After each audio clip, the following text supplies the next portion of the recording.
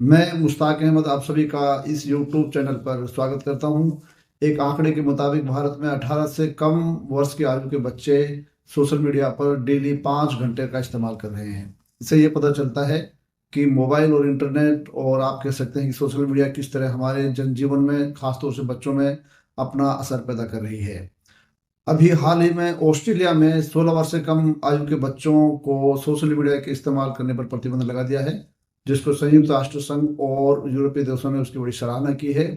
इसके मुताबिक अब बच्चे सोशल मीडिया पर टिकटॉक, इंस्टाग्राम, यूट्यूब, फेसबुक, इस तरह के 10 जो प्लेटफॉर्म हैं उनका इस्तेमाल नहीं कर सकते। अब इसकी जो चर्चा है वो पूरे विश्व में होने लगी है। अभी तक हम बच्चों को टेलीविजन से दूर रखते थे, लेकिन आजकल मोबाइल से बच्चों को दूर रखना एक बहुत बड़ी चुनौती बनकर रह गया है और इस बारे में बहुत ज़्यादा गंभीर होकर हमें विचार करने की जरूरत है। कोरोना के बाद हमने ये महसूस किया कि पूरी दुनिया में ऑनलाइन टीचिंग का एक ऐसा कॉन्सेप्ट शुरू हुआ जिसके माध्यम से बच्चे इंटरनेट का इस्तेमाल करने लगे और आजकल ऑनलाइन जो एजुकेशन है वो एक हमारे जीवन का हिस्सा बन चुकी है, इसको हम नकार नहीं सकते। इसके लिए इंटरनेट की आवश्यकता होती है, तो बच्चों को हम मोबाइल से दूर नहीं रख सकते। इसके अलावा लैपटॉप का इस्तेमाल करना बहुत ज़रूरी हो गया है, क्योंकि बहुत बार जो है होमवर्क करने के लिए उसकी ज़रूरत होती है, उसके अलावा मॉडल बनाने के लिए ज़रूरत होती है, या कोई इन्फॉर्मेशन जो है प्राप्त करने की ज़रूरत होती है। ये जो इंटरनेट है इसको पूरे तरह से हम ये नहीं कह सकते कि अपने जीवन से निकाल कर फेंक दें, ये एक सच्चाई है और इसको हमें स्वीकार करना है। वही स्वीकार करने के साथ साथ इसके जो दुष्प्रभाव हैं उनके बारे में हमें जो है समझकर उनके उपायों के बारे में सोचना है।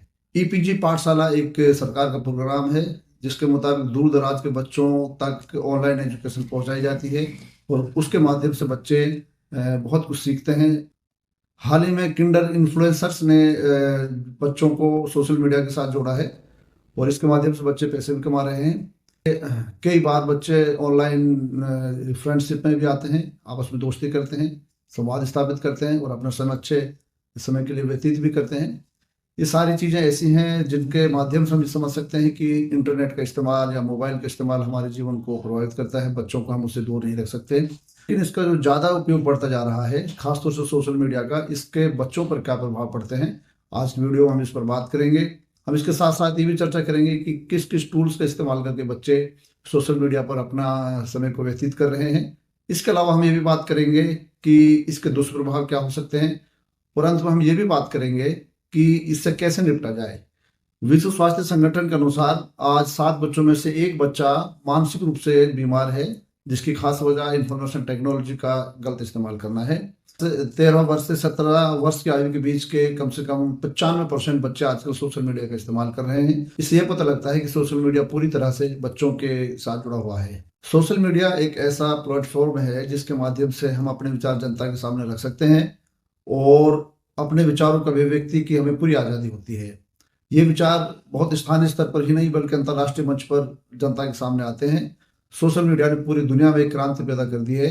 क्रांति इस बात की है कि आजकल हर व्यक्ति कहीं न कहीं एक जर्नलिस्ट की भूमिका निभा रहा है। सोशल मीडिया के माध्यम से बहुत सारे जो क्राइम्स हैं वो सामने आते हैं। कई बार सोशल मीडिया के माध्यम से बहुत सारी दुर्लभ समस्याओं को उजागर किया जाता है और उनका निदान सरकार द्वारा किया जाता है। तो सोशल मीडिया एक सकारात्मक दृष्टिकोण से देखा जाए तो एक अच्छा उपाय है जनता की आवाज़ को समझने का और व्यक्ति द्वारा अपने विचारों को रखने का। लेकिन जब इसका दुरुपयोग होना शुरू हो जाए तो वो भी एक गंभीर समस्या है, क्योंकि अक्सर ये देखने में मिला है कि सोशल मीडिया पर झूठी खबरें भी प्रसारित होती हैं। सोशल मीडिया पर जो है बहुत सारे ग्रुप ठगी का काम भी करते हैं, साइबर क्राइम भी होते हैं और बच्चों पर इसका बहुत ज़्यादा प्रभाव पड़ता है। बच्चों की जो मानसिकता होती है बड़ी नाजुक होती है। जो बचपन की आयु होती है उस आयु में बच्चे को क्या संस्कार दिए जाने चाहिए, किस तरह की बातों को बच्चे के सामने रखना चाहिए और बच्चों को किस तरह का ज्ञान देना चाहिए, हमारे विद्यालय परिवार के माध्यम से अब तक जाना जाता था। लेकिन अब एक बड़ा परिवर्तन ये हुआ है कि बच्चे अब बहुत सारी बातों को सोशल मीडिया के माध्यम से समझने की कोशिश करते हैं। ये बात सच है कि सोशल मीडिया में हमें जानकारी मिल सकती है लेकिन संस्कार नहीं मिल सकते। सबसे पहली बात तो यही कि बच्चा अगर ज़्यादा सोशल मीडिया का इस्तेमाल करता है तो उसके मस्तिष्क पर इसके दुष्प्रभाव पड़ते हैं। वो मानसिक बीमारी का शिकार हो सकता है, उसमें चिड़चिड़ापन बढ़ता है, उसमें तनाव बढ़ता है, उसमें एग्रेशन बढ़ता है। इसके अलावा उसका मन नहीं लगता और वह बच्चा जो है तनाव की स्थिति में रहता है, परिवार से जुड़ नहीं पाता है। ऐसी स्थिति में बच्चा जो है वो इन समस्याओं को समझ नहीं पाता है, क्योंकि उसका बचपना है, उसको ये पता भी नहीं होता कि ये समस्याएं कहाँ से आई हैं और कैसे उसके जीवन को प्रभावित कर रही है। डिप्रेशन जो बच्चों में पैदा हुआ है उसके पीछे एक बहुत बड़ा रीजन सोशल मीडिया का ज़्यादा इस्तेमाल है। तीसरा, बच्चे में समाजीकरण की प्रक्रिया बड़ी कमजोर हो जाती है। वो समाज के जो मूल्य हैं उनको समझना नहीं चाहता, उसका मन नहीं लगता। वह सिर्फ इंटरटेनमेंट की दुनिया में रहना चाहता है, जो इंटरटेनमेंट उसे इंटरनेट से और मोबाइल से प्राप्त होता है। वह रिश्तों के ताने बाने को नहीं समझ पाता और समाज के उतार चढ़ावों और समाज की गरिमा को वो बच्चा नहीं समझता। इससे क्या होता है कि बच्चे में चिड़चिड़ापन बढ़ता है। अगर उसको आप समझाने की बात करते हैं तो वो ज़्यादा उग्र होने लगता है। कई बार वह माँ बाप को दूर जाने की धमकी देने लगता है। एक बात यह भी है कि सोशल मीडिया का ज़्यादा इस्तेमाल करने से बच्चे जो है वो अपराधों की दुनिया में पहुंच जाते हैं। कई बार इस तरह के गेम्स का इस्तेमाल होता है कि बच्चे क्राइम कर बैठते हैं। उसके अलावा ये भी देखा गया है कि बच्चा साइबर बुलिंग के चक्कर में भी कई बार फंस जाता है। साइबर बुलिंग का मतलब है कि इंटरनेट का इस्तेमाल करके किसी को धमकाना या उसको शर्मिंदा करना। इस तरह की समस्या न्यूजीलैंड, ऑस्ट्रेलिया वगैरह में बहुत ज़्यादा देखी गई है। इससे क्या होता है कि बच्चा जो है वो सहम कर रह जाता है। एक माध्यम सेक्टिंग भी होता है जिसके माध्यम से जो है बच्चों को अश्लील वीडियो संदेश भेजे जाते हैं, जिसके माध्यम से बच्चे उसमें फंस कर रह जाते हैं। और कई बार बच्चों को ब्लैकमेल किया जाता है, उनसे पैसे वसूले जाते हैं या फिर उनको चोरी करने के लिए बाध्य किया जाता है। और इससे परेशान होकर कई बार बच्चे जो अपराधों की दुनिया में चले जाते हैं। ये सारी बातें बच्चों के जीवन से जुड़ी हुई हैं और सोशल मीडिया का इस्तेमाल जो ज़्यादा अगर होता है तो वो बच्चों के जीवन को कहीं ना कहीं तबाह करने की कगार पर ले आता है। एक आंकड़े के अनुसार मेटा का लगभग 20% राजस्व ऐसे विज्ञापनों से प्राप्त हो रहा है जो कि प्रतिबंधित हैं, जो कि बच्चों की समस्याओं से जुड़े हुए हैं और जो ऑनलाइन शोषण के आधार पर कार्य करते हैं। समाज के जिम्मेदार व्यक्ति, स्कूल और अभिभावक इस मामले को अच्छी तरह समझने लगे हैं। ऐसे लोगों ने मिलकर जो सोशल मीडिया पर इस तरह कंटेंट डाला जा रहा है या टेक कंपनियां जो बच्चों को पर इस तरह प्रभाव डाल रही हैं, उनके खिलाफ कैलिफोर्निया की अदालत में मुकदमा दायर किया है। अब एक सवाल ये भी है कि अगर सोशल मीडिया को बच्चों से दूर रखना है तो इसको प्रतिबंधित किया जा सकता है, लेकिन इसका भी इलाज बच्चों ने ढूंढ लिया है। अब बच्चे लॉग आउट मोड पर सोशल मीडिया को चलाते हैं, बड़े अच्छी तरीके से उसका इस्तेमाल कर सकते हैं। नए आयु के बच्चों ने स्नैपचैट, रेडिट और डिस्कॉर्ड जैसे प्लेटफॉर्म खोज लिए हैं जिन पर वो सोशल मीडिया का भरपूर इस्तेमाल कर रहे हैं। वीपीएन और डार्क वेब की दुनिया में बच्चों को सिर्फ कानून से रोका नहीं जा सकता। इसके लिए जरूरत इस बात की है कि इस मामले को गंभीरतापूर्वक सुलझाया जाए। अगर साइकोलॉजिकल एस्पेक्ट को देखा जाए तो बच्चों की साइकोलॉजी किस तरह प्रभावित हो रही है उसके बारे में कुछ पॉइंट्स मैं आपको बताना चाहता हूँ। एक साइकोलॉजिस्ट हैं जिनका नाम डॉक्टर डोनाविके, वो कहते हैं कि आप सपने में भी नहीं सोच सकते कि बच्चे किस तरह से सोशल मीडिया पर अपने संदेश भेजते हैं और तस्वीरों का इस्तेमाल करते हैं। इससे आप आइडिया लगा सकते हैं कि बच्चे मानसिक रूप से कितने अवसादग्रस्त होते जा रहे हैं। सोशल मीडिया पर बहुत सारी झूठी खबरें फैलाई जाती हैं, अफवाहें फैलाई जाती हैं किसी विशेष समुदाय के खिलाफ या किसी विशेष धर्म के खिलाफ, किसी विशेष जाति के खिलाफ। इससे बच्चे अपना ओपिनियन उसी के आधार पर बनाने लगते हैं और जिस समाज के खिलाफ वो बातें लिखी गई हैं उनके प्रति उनमें घृणा पैदा हो जाती है, नफरत पैदा हो जाती है। डिजिटल की दुनिया में रहने का एक असर ये भी होता है कि बच्चे जो है वो संवाद स्थापित नहीं कर पाते। बच्चा सोशल मीडिया पर जब अपना ज़्यादा समय इस्तेमाल करता है या वो डिजिटल प्लेटफॉर्म्स पर अपना समय व्यतीत करता है तो वह अपनी छवि को लेकर बहुत ज़्यादा संवेदनशील हो जाता है। इस तरह संवेदनशील होता है कि जैसे कोई नेता इलेक्शन लड़ता है और इलेक्शन लड़ते समय उसकी कोई छवि खराब करने की कोशिश करता है तो वह बहुत ज़्यादा द्रवित होता है, अवसादग्रस्त होता है, आक्रामक हो जाता है। यही टेंडेंसी बच्चे में देखने को मिलती है। वह छोटी बातों के बड़े अर्थ निकालता है और अपने आत्मसम्मान और अपनी छवि को लेकर बहुत ज्यादा गंभीर हो जाता है। वह किसी भी बात को जो उसके खिलाफ जा रही है उसको वह अपने आत्मसम्मान के साथ जोड़ता है। उसको ये लगता है कि जो उसके खिलाफ बोलता है वो उसके आत्मसम्मान को ठेस पहुंचा रहा है। वह किसी भी स्तर पर कोई भी बात अपने विरुद्ध सुनना नहीं चाहता। सोशल मीडिया का जब इस्तेमाल या इंटरनेट का ज्यादा इस्तेमाल किया जाता है तो अति सुंदरता या अच्छा लगना जैसी प्रवृत्ति बहुत ज्यादा हावी हो जाती है। लड़कियों में यह समस्या ज्यादा देखने को मिलती है जिसको इम्पोस्टर सिंड्रोम कहते हैं। ये एक मानसिक बीमारी है जिसके तहत जो है अति सुंदर रहने के लिए व्यक्ति 24 घंटा परेशान रहता है। वो कभी भी इस तरह के कपड़े नहीं पहनना चाहता, वो किसी भी स्थिति में ऐसा दिखना नहीं चाहता कि वो अच्छा नहीं लगता। इस तरह की टेंडेंसी बच्चे में 24 घंटा रहेगी तो जाहिर सी बात है कि उसका मन ना तो पढ़ाई में लगेगा, ना घर में के कार्यों में लगेगा, ना उसका मन जो स्कूल में लगेगा, ना वो खेल कूदों को पसंद करेगा, ना वह जो है मनोरंजन के जो साधन है उनका इस्तेमाल करेगा। बच्चे की यह टेंडेंसी 24 आवर चलती रहती है और वह एक मानसिक बीमारी का शिकार हो जाता है। कई बार सोशल मीडिया पर हिंसक तस्वीरें वायरल होती रहती हैं या गेम्स में कई बार बच्चे चले जाते हैं, वहां पर भी हिंसक गेम्स को देखते हैं। इससे बच्चे में हिंसक प्रवृत्तियां बढ़ती है। वो बड़ा होता है तो हिंसक प्रवृत्तियों के साथ ही बड़ा होता है और यह उसकी मानसिकता में आ जाती है। तो हिंसक होना समाज के लिए कितना नुकसानदायक हो सकता है, इससे आइडिया लगा सकते हैं कि सोशल मीडिया कितना ज्यादा हमारे बच्चों को गलत तरीके से प्रभावित कर रही है। आज की इस चर्चा में हम सोशल मीडिया और बच्चों के बीच के संबंधों के बारे में बात कर रहे हैं। लेकिन यह समस्या बच्चों की नहीं है, यह समस्या बड़ों की भी है, महिलाओं की भी है, बुजुर्गों की भी है, यानी सभी की है। इसके जो दुष्प्रभाव है वो बच्चों पर ही नहीं, बड़ों पर भी पड़ रहे हैं। इंटरनेट का ज्यादा इस्तेमाल करने से समाज में अकेलापन बढ़ रहा है, सोशलाइजेशन कम हो रहा है, लोग एक दूसरे के पास कम बैठते हैं, कम चर्चा करते हैं, सामाजिक संबंधों में तनाव देखा गया है। तो जो पहले जो बुजुर्ग होते थे या हमसे पहले की जो पीढ़ी थी, उसमें लोग एक दूसरे के पास बैठकर अपनी समस्याओं को हल करते थे। लेकिन आज की जो दुनिया है या आज जो लोग हैं वो इंटरनेट पर समस्याओं का हल ढूंढते हैं। सामाजिक समस्याओं का हल जो है वो सोशल मीडिया से नहीं हो सकता, इंटरनेट से नहीं हो सकता। इंटरनेट हमें सूचना दे सकता है लेकिन संस्कार नहीं दे सकता। इंटरनेट का इस्तेमाल इस तरह से किया जाए कि उसका हम सिर्फ सदुपयोग कर पाए, उसका बुरे प्रभाव हमारे जीवन पर ना पड़े। एक आंकड़े के अनुसार बच्चे प्रति वर्ष 20,000 विज्ञापन देखता है एक बच्चा। इस आप समझ सकते हैं कि विज्ञापनों से कितना ज्यादा प्रभाव हमारे मन और मस्तिष्क पर पड़ सकता है। कई बार बच्चे सोशल मीडिया को देखते देखते विज्ञापनों की दुनिया में चले जाते हैं और उनको पता भी नहीं चलता कि वो एक गलत तरह के विज्ञापन को देख रहे हैं, जिसमें हथियार बनाने की कला सिखाई जाती है, जिसमें यह भी बताया जाता है कि कैसे एक अच्छा चोर बना जा सकता है। इस तरह के वीडियो से कई बार बच्चे प्रभावित हो जाते हैं और इस तरह की घटनाएं कर बैठते हैं, जिससे कोई भी माता पिता खुश नहीं हो सकता। कहीं ना कहीं ऐसा बच्चा समाज को भी नुकसान पहुंचा सकता है। इंटरनेट और सोशल मीडिया का इस्तेमाल कम किया जाए, क्योंकि इससे रेडिएशन होता है। हम लगातार स्क्रीन को देखते हैं तो इससे रेडिएशन होता है, हमारा सर दर्द हो सकता है, हमारा डिप्रेशन बढ़ सकता है, हमारी ग्रंथियों पर इसका प्रभाव पड़ता है, हार्मोनियल चेंजेस हो सकते हैं। ये कहा गया है कि जिस रूम में बच्चा सोता है या उसका शयन कक्ष होता है उसमें ना तो टेलीविजन होना चाहिए, ना मोबाइल होना चाहिए, ना लैपटॉप होना चाहिए। उस समय उसके कमरे में कोई भी ऐसा इलेक्ट्रॉनिक इंस्ट्रूमेंट ना हो जिससे कि रेडिएशन का प्रभाव उसके जीवन पर पड़े। देखा गया है कई बार बच्चे अपने होमवर्क को इंटरनेट का इस्तेमाल करके हल करने लगते हैं, जिससे कि वो अपने मस्तिष्क का सही इस्तेमाल नहीं कर पाते। इससे क्या होता है, उसका मस्तिष्क का विकास नहीं होता, उनका सोल्यूशन जो है कंप्यूटर के माध्यम से हो जाता है। जब वो परीक्षा देने जाते हैं तो वो परीक्षा में फेल हो जाते हैं, क्योंकि परीक्षा को अपने हिसाब से देना होता है या अपने मस्तिष्क से देना होता है। आइए अब हम ये डिस्कस करते हैं कि बच्चों को इंटरनेट और सोशल मीडिया के जो दुष्प्रभाव हैं उनसे कैसे दूर किया जाए या इन दुष्प्रभावों को कम किया जाए, या कैसे इंटरनेट से बच्चों की कनेक्टिविटी इस तरह की हो कि बच्चे उसमें ज़्यादा इन्वॉल्व ना हो और वो अपने पढ़ाई और उनके बचपने को अच्छी तरीके से जी सकें।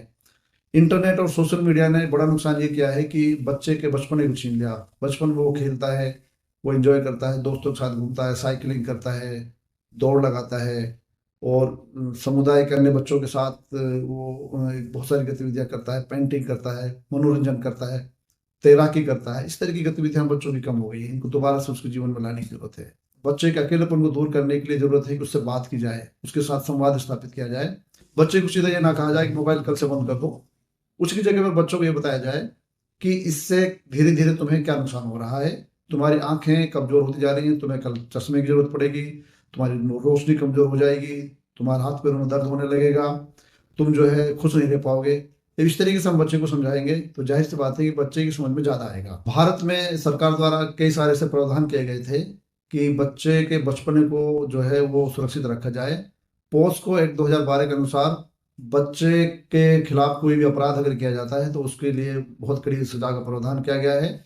इंफॉर्मेशन टेक्नोलॉजी एक्ट 2000 की धारा 67B के अनुसार बच्चों को ऑनलाइन अपराधों के शोषण से रोकने का प्रावधान किया गया है। इसके अलावा एक टोल फ्री नंबर भी भारत सरकार द्वारा जारी किया गया है जो कि है 1098।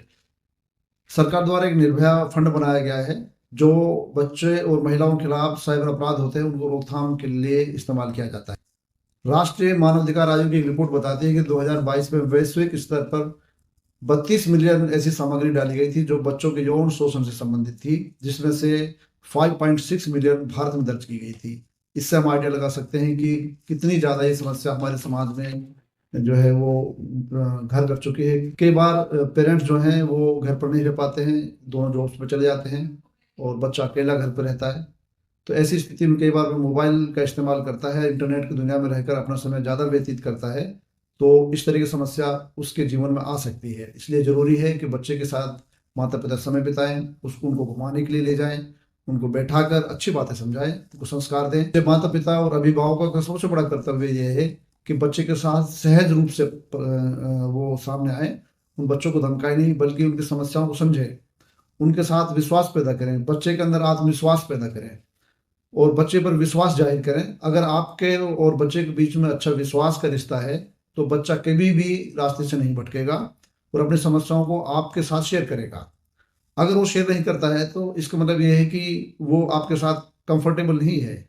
कंफर्टेबल तब होगा जब आपके साथ वो स्कूल की जो घटनाएं होती है, स्कूल में कौन टीचर पढ़ाता है, किस टीचर ने कितने नंबर दिए, किन दोस्तों के साथ उसने क्या किया, ये सारी बातें वो आपको आगे बताता है। तो आप समझिए कि बच्चा सही तरीके से काम कर रहा है। बच्चे को हमें रचनात्मक कार्यों के साथ जोड़ना चाहिए, जैसे कि किसी मशीन को हटाकर दोबारा से उसके पुर्जों को जोड़ना, उसको कोई लकड़ी की कोई वस्तु बना देना, या ऐसे खिलौने लाकर बच्चे को लाकर देना जिनको वो जोड़ कर नई चीज बना सकता है। बच्चों के साथ बैठकर आप जो है चेस या अन्य कोई गेम खेल सकते हैं, जिससे बच्चे की मानसिक स्थिति भी सुधरेगी और बच्चे का आपके साथ जुड़ाव भी पैदा होगा। बच्चे के साथ एक दोस्ताना व्यवहार किया जाना चाहिए और जब ऐसा व्यवहार आप करेंगे तो बच्चा बहुत सारे सवाल आपसे पूछेंगे तो आपको उनका जवाब देना चाहिए। तो बच्चे को आत्मसंतुष्टि मिलेगी, उसका आत्मसम्मान बढ़ेगा, उसका अंदर कॉन्फिडेंस बिल्डअप होगा। इंटरनेट से दूर रखने का एक तरीका यही है कि बच्चे को अन्य कार्यों में इन्वॉल्व कर दिया जाए। बच्चे को ऐसी चीजें दिखाई जाएं जिसमें उसका इंटरेस्ट पैदा हो। बच्चे को चिड़ियाघर ले जाकर बहुत सारे पशुओं के बारे में, पक्षियों के बारे में उनको बताया जाए कि नेम क्या होते हैं, कैसे किस पक्षी की खासियत क्या है। उनको जो है व्यायाम के बारे में बताया जाए, उससे व्यायाम करवाया जाए, वो व्यायाम के फायदे बताए जाए। इसके अलावा संग्रहालय हम ले जा सकते हैं। संग्रहालय में जो वस्तुएं रखी होती हैं, प्राचीन काल में उनका क्या इस्तेमाल होता था, वो किस जमाने की हैं, किस सभ्यता की हैं, किस तरह का औजार कब इस्तेमाल होता था, ये सारी बातें बच्चों को बताई जा सकती हैं। उनको अच्छे स्थलों पर घुमाया जाए, जैसे कि उनको पार्लियामेंट अगर दिखा दिया जाए या किसी हिस्टोरिकल प्लेस पर उनको ले जाया जाए, वो हिस्टोरिकल प्लेस की सारी जानकारी उनको प्रदान की जाए। इसके अलावा उनको लाइब्रेरीज में घुमाया जा सकता है। इस तरह के बहुत सारे कार्य हो सकते हैं जिससे बच्चा जो है वो अपने अंदर एक रचनात्मकता का संचार महसूस करेगा। माता पिता को समझने की जरूरत है कि बच्चा मोबाइल का इस्तेमाल किस समय करता है। उन टूल्स का इस्तेमाल किया जाए मोबाइल में जो बच्चे को गलत सामग्री देखने से बचा सकते हैं। इस बारे में जागरूकता फैलाने की जरूरत है। बच्चों को के अंदर सामाजिकता पैदा करने का बड़ी जिम्मेदारी अभिभावकों की होती है। वो बच्चे को रिश्तों के ताने बाने को समझाएं, किस रिश्ते का क्या महत्व है इस बारे में बताएं और उनको रिश्तेदारियों में लेकर जाएं और बच्चों को रिश्तेदारों के साथ जोड़ें, उनकी बात करवाएं। इससे क्या होता है कि बच्चे के अंदर जो अवसाद है या अकेलापन है वो दूर हो जाता है। अंत में मैं आप सबसे एक अपील करना चाहता हूँ कि बच्चों के बचपन को ना छीना जाए, बच्चों को उनके बचपन वापस दिया जाए और उसको अपने बचपन को जीने का पूरा अधिकार है। यह अधिकार उसको प्रकृति ने दिया है, तो उसको यह अधिकार दिलाने में हम सबका सहयोग होना चाहिए। हम सबको मिलकर ऐसे कार्य करने चाहिए जो बच्चों के लिए अच्छे या लाभदायक हो सकें। एक सकारात्मक माहौल बच्चों के प्रति हमारे मन में होना चाहिए, क्योंकि बच्चे जो होते हैं बड़े मासूम होते हैं, उनको ये पता नहीं होता कि कौन सी चीज़ गलत है, कौन सी चीज़ सही है, और उनमें मैच्योरिटी नहीं होती है। इसलिए बच्चे जो होते हैं उनको सलाह और सहयोग की बड़ी जरूरत होती है। सही सहयोग हम बच्चों को दें, दूसरे बच्चों को भी अपना बच्चा माने, क्योंकि बच्चे आपस में कभी भी एक दूसरे भेदभाव की भावना नहीं रखते। जब वो बचपन में उनके ऐसे संस्कार मिलेंगे तो बड़े होकर वो अच्छा नागरिक बनेंगे, देश के लिए कार्य करेंगे, समाज के लिए अच्छे कार्य करेंगे, हमारा नाम रोशन करेंगे। तो बच्चों को एसेट माने, बच्चों के बचपन को खराब होने से बचाएं। इसलिए जरूरत इस बात की है कि हम खुद मोबाइल का कम से कम इस्तेमाल करें, इंटरनेट का कम से कम इस्तेमाल करें। इससे जो समय बचेगा वो हमारे परिवार में लगेगा, यानी समाज की गतिविधियों में वो समय जाएगा, तो उसका सदुपयोग हो रहा है। हम सबको पता है कि आने वाला समय जो है वो फास्ट होगा, उसमें इंफॉर्मेशन टेक्नोलॉजी का और ज़्यादा इस्तेमाल होगा, हमारे जीवन में और ज़्यादा सुविधाएं आएंगी। तो इन सुविधाओं को हमें अपने लिए एक मुसीबत नहीं बनाना है, बल्कि हमें हर चुनौती को स्वीकार करके उसका उपयोग सही तरीके से करना है। हमें ये देखना है कि हमारे बच्चे और हम और हमारा समाज और हमारी वैश्विक बिरादरी इस तरीके से आगे बढ़े कि समाज में समरसता पैदा हो और मनुष्य का जीवन बहुत आसान हो सके। उसमें जटिलता, उसमें नफरत, घृणा, आपसी जो है तनाव वो खत्म होना चाहिए। और बच्चों के मासूम बचपन को बचाने के लिए सरकारें, एनजीओज और हम अभिभावक जो भी कार्य करते हैं उस सब को वास्तविक तरीके से किया जाए और बच्चों के बचपन को बहुत अधिक आकर्षक बनाया जाए।